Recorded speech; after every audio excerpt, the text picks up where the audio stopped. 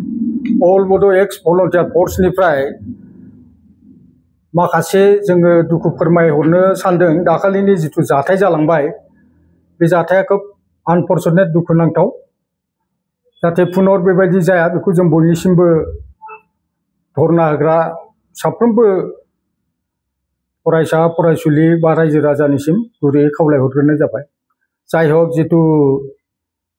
जिथु समस्याखौ लानानै दा गुलाय गुजाय बायदि एसे नुनो मोनदों। बे समस्याफ्रा जाहैबाय जोंबो जिथु 6 जनगोष्ठी बे 6 जनगोष्ठीनि एसटि होनायनि सायाव जोंबो बिर'धिता खालामो आरो बेखौ जोङो दाख्लै CC2नि जिथु सनापुराव 9 नभेम्बराव रेलि जादोंमोन। बे रेलियाव जों अल बड' एक्स भलन्टियार फर्सनिफ्रायबो माखासे गोबां मानसि थांनानै बाहाय बाहागो लाहैदोंमोन।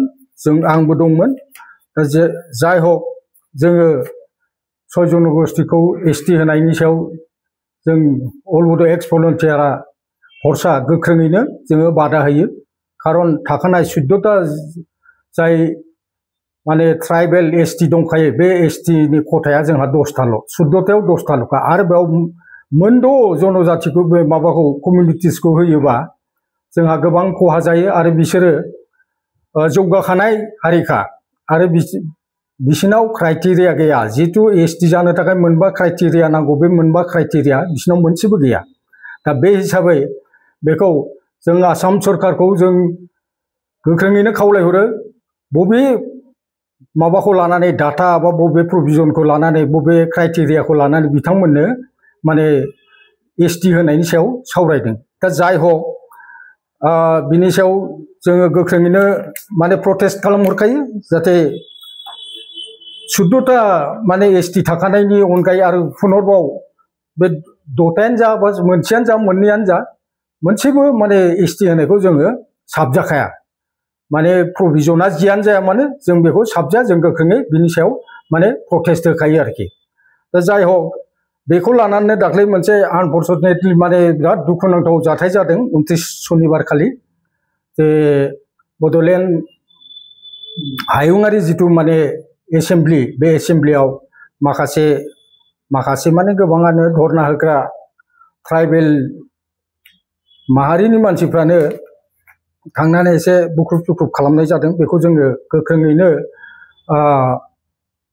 निन्दा खालामो आरो दुखु फोरमायहरो बयनिसिमबो। मानो होनबा जोङो बिटिसिखौ ओरैनो लेटारजों लाइजाम होनानै बा लामा बन्द' खालामनानै जों बिटिसिखौ मोनाखै। बे बिटिसिआव बिटिसिखौ मोननायनि थाखाय साफ्रोमबो बर' माहारियानो बेयाव जरित' दंजोबखायोमोन। आरो गोबां खहा जादों जोंहा। हाजार हाजार मुंख्लं जालांदों। गावनि बेसेन गोसा जिउमाखौ बिथांमोना हारिनि नामै जाथिनि नामै माने उसुरगा होलांदों। हाजार हाजार बर' आइजोआ जिनाहारि खालामजादों। हाजार हाजार बिमा बर' माहारिया खाफालनि सिन्दुर खोमानानै लानो गोनां जादों। खौथि खौथि सम्पति सावग्लुं जाजोबदों। न' बां गारनानै हामा दैमा हाग्रा बंग्रा हर सान थानो गोनां जादों। बिनि बिनिमयआवसो जोङो बे बिटिसिखौ मोननाय जादों। जाय बिटिसिआव दिनै जोंखौनो जों खुंनो हानाय, बेंनो हानाय फिसायैब्लाबो एसे खमथाखौ मोनदों। बेखौ जों आदर खालामनानै लाखिनाया मोजां।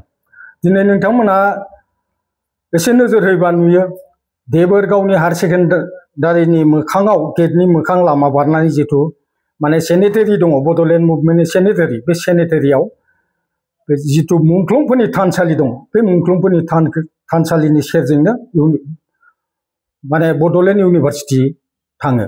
दा बे बड'लेण्ड इउनिभारसिटिया माबोरै सोरजिजाखो? बड'लेण्ड इउनिभारसिटिखौ बै मुंख्लंफोरनि थै गारनायनि सायावसो बे बड'लेण्ड इउनिभारसिटिखौ मोननाय जादों। बिटिसिखौ मुंख्लंफोरनि थै गारनानैसो, मुंख्लंफोरा थै गारनानैसो बलिदान होनानैसो बे बिटिसिखौ जों सोरजिनो हादों। सोरजिनो बिराद गोब्राब। बेखौ फोजोबनोबा दान्दिसे समल' नांगौ। बेनिखायनो जों गुरै भलन्टियार फर्सनिफ्राय खावलायहरनाय जायो जाहाथे पुनर माब्लाबाबो बेबायदि माने दुखुनांथाव जाथाय जाया। बयबो माने धरना होग्रा बिथांमोननिसिम जों खावलायहरो। जोंबो प्रटेस्ट खालामो जे रावनोबो 6 जनगोष्ठीयानो जा, सासेयानो जा, मोनसेयानो जा, मोनसे हारियानो जा, जाहाथे जोंनि 14टा माने ट्राइबेल माहारिनि अनगायै जाहाथे पुनर गुबुनै माने सोरखौबाबो माने माबा होआ ST होआ बेखौ जों सरकारनिसिम गोख्रोङै जोङो प्रटेस्ट खालामहरो।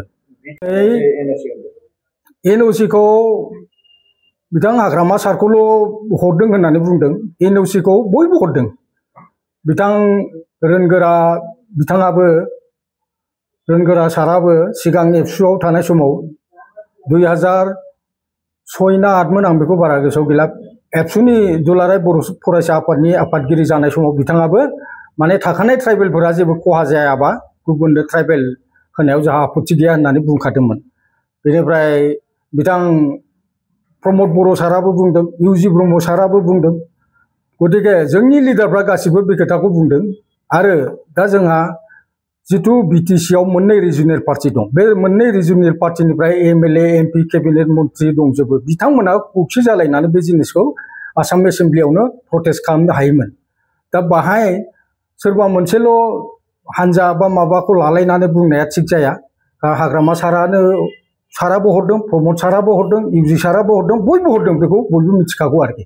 दा बेखौ जों गुरै खावलायो, पलिटिकेलाइज खालामलायालासिनो, पलिटिक्सनि माबाफोरखौ लाबोलायालासिनो गावजों गाव मोनसे अनलायनानै जोङो बे BTC खौ इसिबां खस्थ'यै इसिबां हाजार हाजार मानसि लाख लाख कौटि कौटि धन सम्पति धंस जानायनि उनाव माने सोरजिनाय बे BTC खौ जों आदोरै लाखिनांगौ। आरो इउनिभारसिटियाव जायफोर फरायनाय गथ'फोर बिथांमोनानो बै माने जोंनि BTC खौ साजायनांगोन, बिथांमोनानो लाखिनांगोन, मोजाङै मोजां साजायनानै बिथांमोनानो बेयाव सालायनांगोन, बिथांमोनानो बेयाव साख्रि मावनांगोन, बिथांमोनानो जोंनि BTC खौ सालायनांगोन।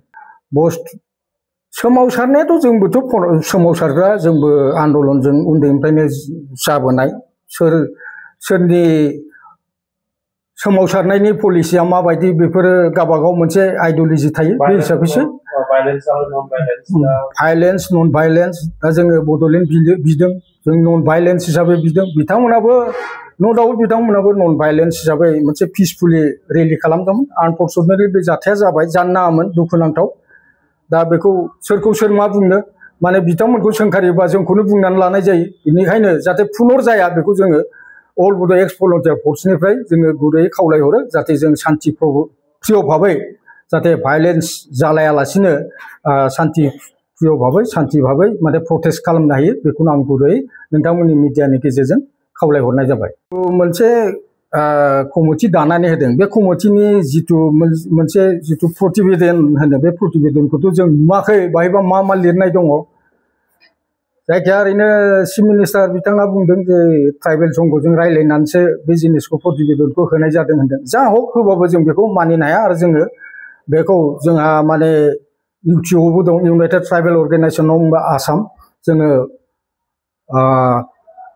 हाइकर्टआव थांगोन, हाइकर्टनिफ्राय जों सुप्रिम कर्टआव थांगोन। आरो जोङो RGI जिथु बे RGIखौबो RGIनि सायावबो जोङो केस होनायनि सिन्था खालामदों, जाय माने रेजिस्ट्रेसन जेनेरेल अफ इन्डिया। बिथांमोनाबो जुदि माइन'था होयोबा जों निस्सय केस खालामनांगोन, केस गेलेनांगोन। बेखिनियानो। बेनिखायनो आं दिनैनि बे नोंथांमोननि बे मिडियानि साजों बयखौबो शान्ति भाबै जाहाथे गुलाय गुजाय जाया, मिडिया बिथांमोनाबो जानला मोनला जाहाथे माने नंनाय नङै जानला मोनला जाहाथे फोसावा, बेनि थाखाय आं बयनिसिमबो गुरै खावलायहरनानै नोंथांमोननि मिडियाखौ आं साबायखर होनायजों लोगोसे आंनि प्रेस मिटखौ एसेयावनो फोजोबनाय जाबाय। जय बड'लेण्डनि गोजोन्थों।